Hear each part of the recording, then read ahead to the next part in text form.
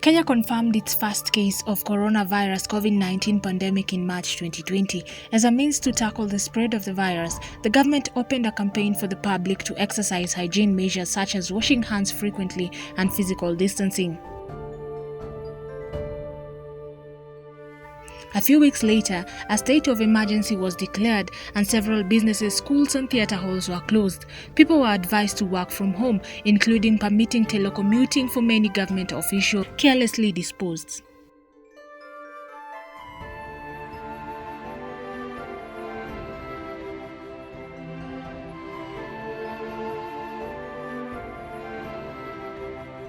Mudhurwa Market chairman says they have put in so much effort to involve the county government of Mudhurwa situation. Since 2017, garbage collection and disposal has been left to the traders. The entry of NMS made the situation confusing. Hii ni sewage inatembea katikati ya nyanya na ni chakula. Na katika utendakazi wa serikali tunaomba usaidizi sasa. Tumefika mwisho juu. It is equally important to give guidance on how to dispose them safely because face masks that are disposed improperly have the potential in spreading COVID-19.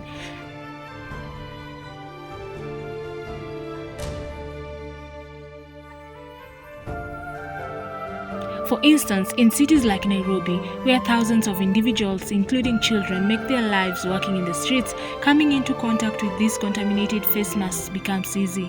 In the worst cases, they might even be tempted to use them, if not to wear them on their faces, but to make use of them in some other way. An environmental disaster seems to be looming in this regard.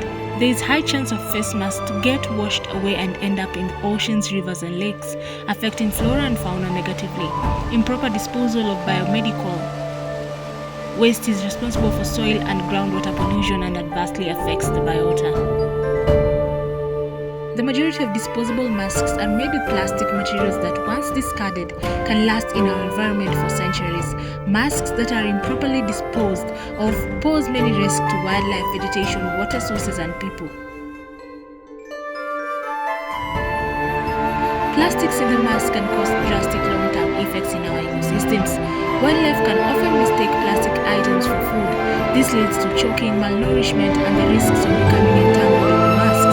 Here in Kenya, one of the biggest issues we are already facing is the accumulation of microplastics in our rivers and lakes.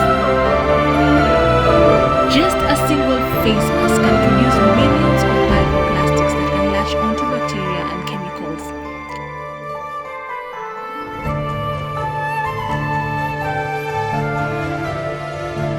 These particles work their way up the food chain, all the way up to the potential human consumption. Open-air markets have generated huge dumping sites inside the market and by the roadside. A visit to Mudhurwa Market stares you in the face as you approach the facility. Stench from uncollected garbage and filthy toilets, human traffic, noise from blaring speakers playing music and traders walking their ways welcomes you to Mudhurwa. Mudhurwa, which sits on more than 15 acres of land, hosts traders and vendors who operate various businesses ranging from foodstuffs, clothes, electrical appliances and motor vehicle spare parts. It also acts as a terminus for all public service vehicles for wastelands. Mounds of garbage and disorder with traders raising concern about it's filthy. Garbage piles up and it's on the NMS list of not ready. Traders pay street boys to dump rubbish somewhere. They don't care where. The city doesn't bother to collect there.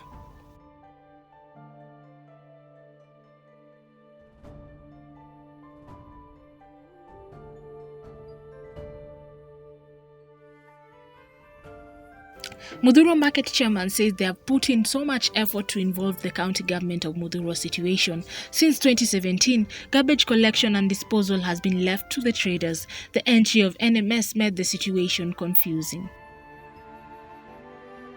Soko letu kama kizungumkuti kubwa sana ambapo tunaongea zaidi ya miezi 3. The responsible county government haijaweza kuzingatia mambo ya mazingira ama kuchukua takataka, na Wakati tunaongea kuhusu haya ni kwamba kuna wafanyabiashara zaidi ya 3,000 ambao wanahudumu katika sekta ya chakula, ambao wanauza the farm fresh ama chakula ambayo inatoka mashinani kutoka sehemu tofauti za nchi. Vile vile tunaongea kuhusu huduma ambayo inapeanwa na hawa wafanyabiashara kwa watu ambao wanaishi katika mji wa Nairobi ama mji wetu mkuu wa Nairobi. Na tukizingatia tunaona kwamba county government ya Nairobi kama haijaweza kutimiza ahadi yake ya service delivery kwa wananchi wa Nairobi, mojawapo ikiwa ni mambo ya kuzoa takataka. Tunaona ni changamoto kubwa ambayo imetukumba kwa wakati mrefu, na ni jambo ambalo tunalizingatia kwa sababu ya madhara mingi ambayo inaweza tokea kwa sababu ya hii takataka. Wakati huu tunapozungumza, kuna ugonjwa ambao inazingatia mambo ya usafi, na vile vile pia tunaona kama wananchi wa Nairobi, kama hili jambo halitazingatiwa, itakuwa ni hasara kubwa sana kwa wananchi wetu, hasa katika upande wa afya.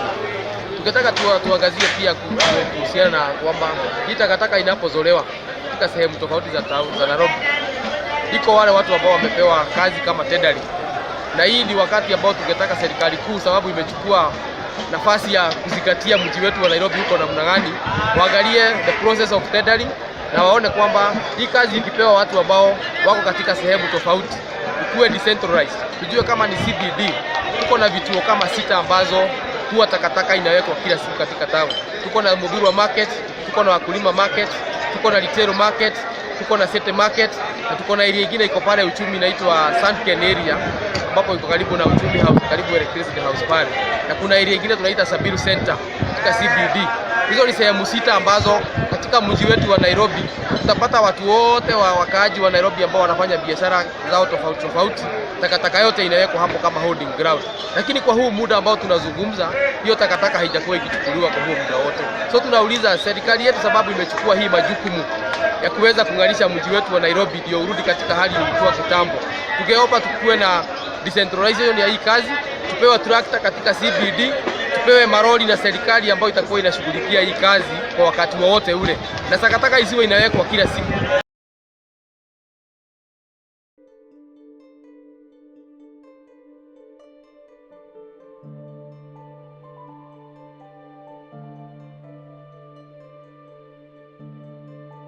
Problems with recycling plastics are new. Between 2015 and 2018, the US only managed to recycle 8.7% of it, echoing that annual global production of the plastics measures 380 million pounds, and 91% is never recycled.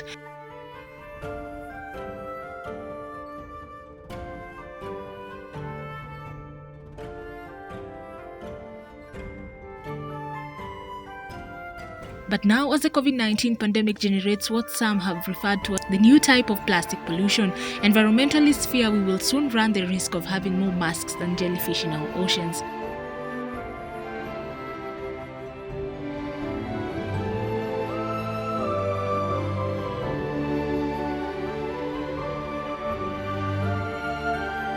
Once plastic enters the environment, it takes hundreds or even thousands of years to decompose.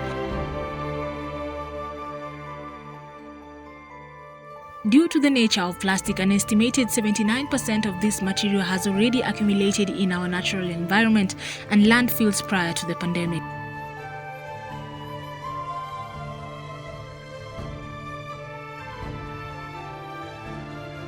Just like COVID-19, our waste, plastic and PPE pandemics cannot be solved overnight.